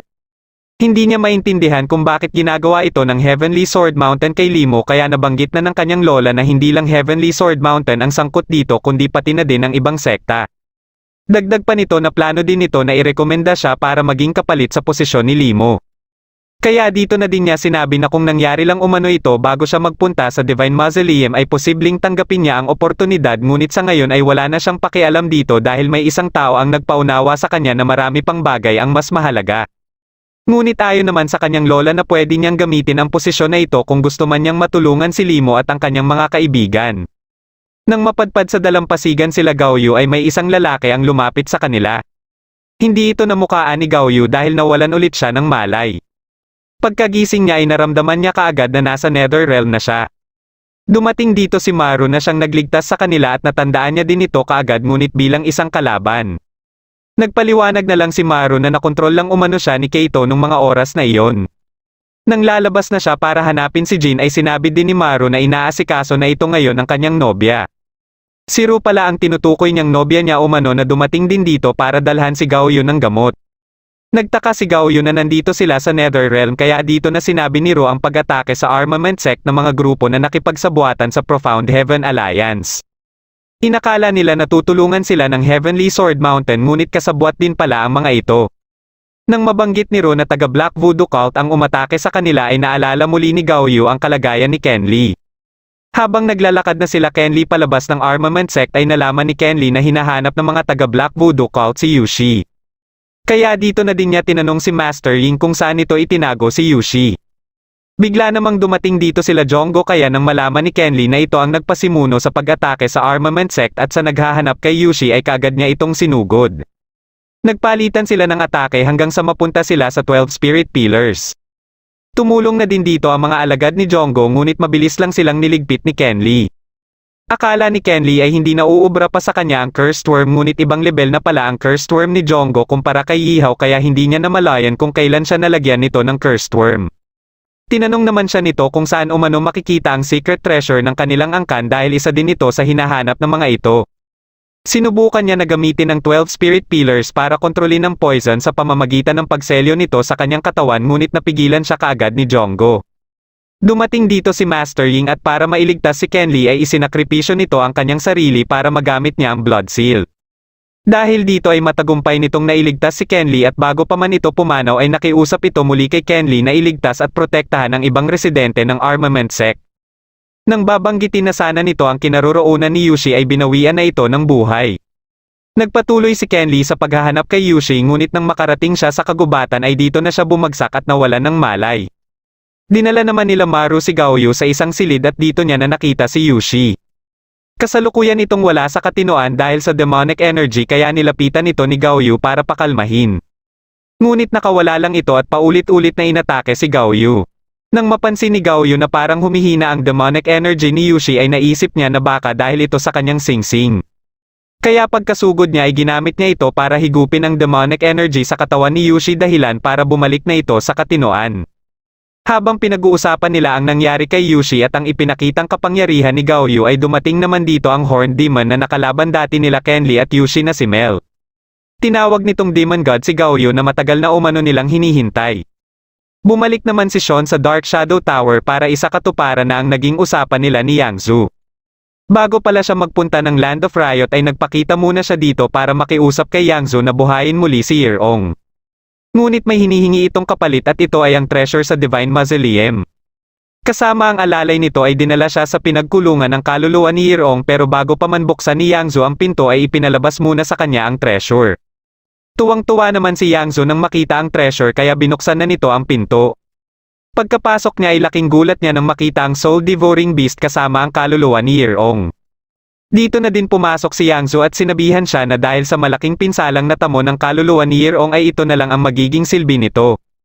Sa galit ni Sean ay inatake nito si Yangzu nang walang tigil hanggang sa madakip niya ito. Hindi akalain ni Yangzu sa laki ng ipinagbago sa kanyang kapangyarihan. Biglang dumating dito ang alalay nito para atakihin siya ngunit madali lang niya itong nailigpit.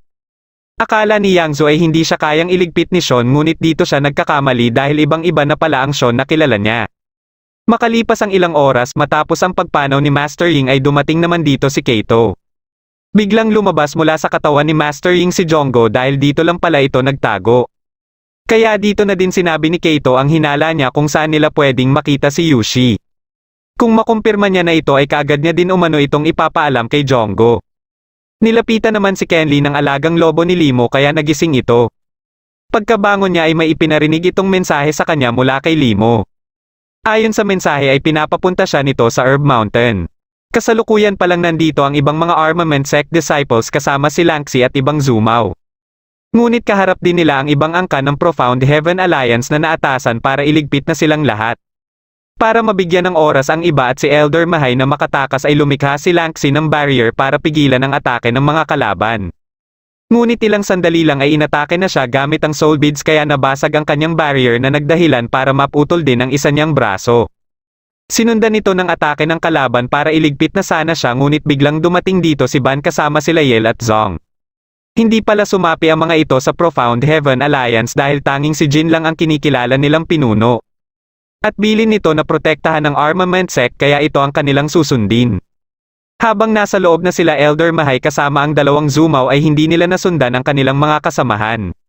Dumating dito si Kenli na nawawala din kahit palagi silang nagpupunta sa lugar na ito nung mga bata pa sila dahil ginawa pala ng kanyang lolo ang kuweba na ito. Nagulat naman si Yel nang magsilutangan sa kinatatayuan niya ang mga soul beads. Bigla itong sumabog pero nang mawala ang usok ay nakapasok na sila sa kuweba. Nasa di kalayuan lang din pala sila Tanya at Tin na natatano din ng Herb Mountain. Alam ni Tanya na ito ang hometown nila Kenli at kung saan din ginawa ng lolo nito ang ibang mga items. Bigla namang may sumugod sa kanya at ito pala ay ang alagang lobo ni Limo. Dahil sa pinsalang natamo ni Yel ay alam ng mga kalaban na hindi sila kaagad makakalayo kaya nilapitan kaagad ng mga ito ang kuweba. Pero bago pa man makapasok ang mga ito ay dumating naman dito si Kenli at pinasabugan ng Terminator Profound Bomb ang butas ng kuweba. Sa sobrang lakas ng pagsabog ay nakita din ito nila Tanya. Alam nila na sanhi iyon ng isang Terminator Profound Bomb kaya naisip nila kaagad na kagagawan iyon ni Kenli. Dahil sa pagsabog ay natabunan tuloy ng mga gumuhong bato ang butas. Nagpatuloy sa paglalakad sila Kenli papunta sana sa kabilang lagusan ngunit hindi pa din niya maalala ang tamang daan. Kaya nagalit na sa kanya si Ban at habang hawak-hawak nito ang kanyang damit ay bigla namang sumampong ang cursed worm kaya dito na din nalaman nila Lanxi na meron din pala siya nito. Pero pinilit niya pa din na tumayo para magpatuloy sa paglalakad at dito niya na na-imagine si Yushi na gusto siyang pahabulin katulad ng ginagawa nila nung mga bata pa sila. Hinabol niya naman ito kaya sinundan din siya nila Lanxi. Hanggang sa makarating sila sa kinaroroonan ng mga wooden pillars. Nakita ni Zhang ang mga glyphs na katulad sa mga nasa 12 spirit pillars. Walang masyadong alam dito si Kenli kaya naisip niya na lang na baka daanan din ito papunta sa Netherrealm. Sinubukan niyang i-activate ito ngunit hindi ito kinaya ng kanyang katawan. Bigla namang dumating dito ang kalaban kasama ang alagad nito. Sinugod ito ni Ban ngunit hindi siya makapaniwala na isa palang malaking halimaw ang kasama nito. May kakayahan ang mga Tagayama Palace na pagsamasamahin ang kapangyarihan ng kanilang mga alagad basta nasa madilim na lugar lang. Tinulungan ni Yel si Ban para makawala ito sa pagkakahawak ng halimaw. Pinilit naman ni Kenli na tumayo at ginamit ang teknik na itinuro sa kanya ng kanyang lolo. Sa pamamagitan ng mga wooden pillars ay nagamit niya ang kapangyarihan ng God of Thunder dahilan para maparalisa ang halimaw. Kasabay nito ay na-activate din niya ang teleportation portal kaya kaagad na lumapit sila Lanxi kay Kenli. Nang ma-teleport na silang lahat ay dito na din nawalan ng malay si Kenli. Balak na sana ng kalaban na iligpit si Kenli ngunit bigla silang inatake ng mga bala ng pana na nagliliyab kaya dali-dali silang nagtago. Ito pala ay sila Tanya at Tin at dahil sa kapangyarihan ni Tanya ay hindi na nakapalagpa ang kalaban. Hindi naman makapaniwala si Limo na kasama niya na ding nakakulong si Louie. Ito ay dahil sinubukan nitong alamin ang totoong katauhan ng Great Elder. Bagamat alam niyang makakatulong ang posisyon na ibibigay sana sa kanya ng Heavenly Sword Mountain ay hindi niya nakaya pang maghintay pa ng matagal. Nang nasa taas na siya ng gusali na kinaroroonan ng Great Elder ay narinig niya ang usapan ng Council of Elders na parang ginagamit lang ng mga ito ang Heavenly Sword Mountain. Ngunit nahuli din siya kaagad ng Great Elder kaya wala na siyang nagawa sa kapangyarihan nito. Dahil natulala siya nang maalala ang Great Elder ay ginamit ni Limo ang kanyang dugo para gisingin siya. Katapos ay tinanong siya ni Limo kung gusto pa din niya umanong maging estudyante nito. Dinala ni Mel sila Gaoyu sa isang bahay at dito lang din nalaman ni Gaoyu na si Limo ang nag-utos kina Maru na dalhin si Yushi dito. Alam niyang ikakapahamak ni Yushi ang demonic energy sa Netherrealm kaya dito na din sinabi ni Mel na umaasa lang umano si Limo sa kanya dahil alam nito na may kakayahan siyang mapigilan ang demonic energy kay Yushi. Dito na din nasama sa usapan ang lolo ni Kenli at bakit siya inampon nito. Sinadya talaga umano ni Kensha na hanapin siya dito sa Netherrealm dahil alam nitong siya ang reincarnation ng Demon God at kaya wala siyang maalala ay dahil sinelyo nito ang kanyang mga alaala matapos siyang kunin nito. Wala naman silang kaalam-alam na nasa labas na pala si Jonggo. Kaya makalipas ang ilang oras ay nalaman na lang nila na inaatake na sila. Nang tiningnan ni Gaoyu ang likod ng Horned Demon na nagsumbong sa kanila ay dito na nila nalaman na sanhi ito ng Cursed Worm kaya naisip din nila kaagad ang Black Voodoo Cult. Nakita naman nila si Jin na sinasabihan ang mga Horned Demon Warriors kung paano haharapin ang mga kalaban. Sinabihan ni Mel si Yushi na bumalik muna sa silang site dahil mas ligtas umano siya dito. Hindi naman sang-ayon dito si Yushi dahil mas gusto niyang lumabas para hindi na madamay ang mga Horned Demon Warriors. Dinala naman nila Tanya at Tin si Kenli sa inn para dito muna ito pagpahingahin. Katapos ay nagpa siya si Tanya na lumabas muna para maghanap ng mabibilhan ng gamot. Hindi nila alam na sinusubaybayan na pala sila ng mga taga-Kisha clan. Kaya habang binabantayan ni Tin si Kenli ay biglang nagpakita ang mga ito ngunit bigla ding nawala si Tin. Nasa likod na pala nila si Tin at sa isang atake lang niya ay mabilis niyang natalo ang mga ito. Nang mapagtanto niya na mga taga-Kisha ang mga ito ay may bigla na namang umatake sa kanya at ito pala ay si Luli na nabuhay muli kaya nagulat siya dito. Muli itong umatake sa kanya hanggang sa magawa niyang magapos ito. Ngunit pagkatalikod niya ay nagulat siya nang hawakan siya nito. Nang masugatan nito ang kanyang leeg ay bigla itong hinawakan ni Kenli. Katapos ay nagyelo na ang kamay nito at kaagad na naputol. Nagising na pala ang isang katauhan ni Kenli at habang hinihila niya si Luli ay unti-unti na din itong napupuno ng yelo. Gamit lang ang isa niyang daliri ay pinalibutan niya ng yelo ang buong paligid kaya nadamay dito ang ibang kalaban pati na ang mga may-ari ng inn. Hanggang dito na lang muna ang kwento ng Spirit Realm. Kung nagustuhan mo ang ating kwento ay huwag kakalimutan mag-like at mag-subscribe na din para malalaman mo kaagad kung may bago akong video.